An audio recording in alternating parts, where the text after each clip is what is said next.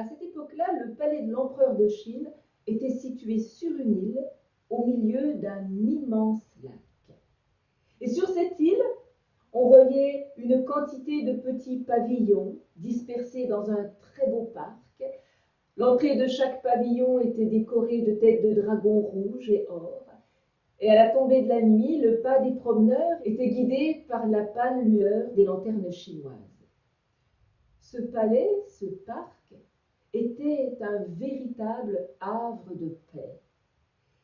Et si l'empereur aimait ce lieu pour son calme et sa tranquillité, il aimait aussi beaucoup aller à la rencontre de son peuple.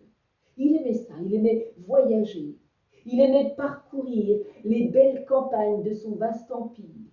Il aimait aussi aller se fondre dans les foules grouillantes des villes industrieuses. Il aimait ça.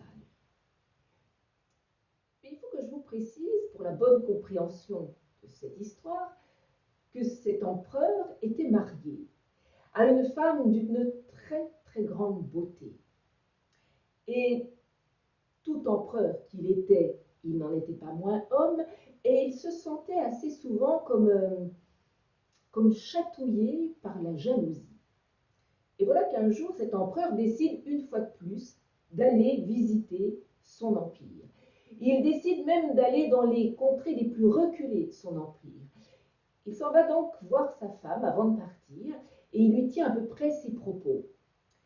Il lui dit, voilà, j'ai décidé une fois de plus d'aller visiter mon peuple et cette fois-ci je vais aller dans les régions au nord de mon empire, des régions très reculées. Je vais donc m'absenter très longtemps. Alors voilà, je voudrais que tu m'assures que pendant tout ce long voyage, tu penseras à moi. Enfin, évidemment que je penserai à toi. Enfin, quelle idée. Enfin, tu connais mes sentiments à ton égard. Je penserai à toi dès l'instant de ton départ jusqu'au moment de ton retour.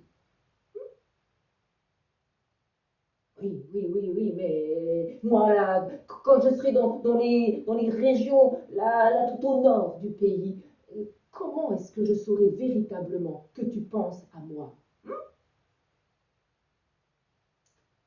L'impératrice, je vous ai dit qu'elle était très jolie, mais l'impératrice est aussi une femme très fine d'esprit, très intelligente. Ça n'est pas nécessairement incompatible chez une femme. Donc l'impératrice, très fine d'esprit, très intelligente, qui connaît d'ailleurs très très bien son mari, elle le sait un peu sensible au moindre courant d'air et sujet au rhume des foins. Et donc l'impératrice lui répond, écoute, chaque fois que tu éternueras, tu sauras que je pense à toi. Bon, voilà notre empereur rassuré, enfin, si tant est qu'un homme jaloux puisse être véritablement rassuré, et quelques jours plus tard, il commence son grand voyage. Il monte à bord de la jonque impériale pour quitter son île, il rejoint les bords du lac, là le palanquin impérial l'attend, le palanquin impérial et puis le palanquin de ses courtisans. Ils forment un petit cortège, devant et derrière quelques gardes, et ma foi, ce petit cortège prend le départ.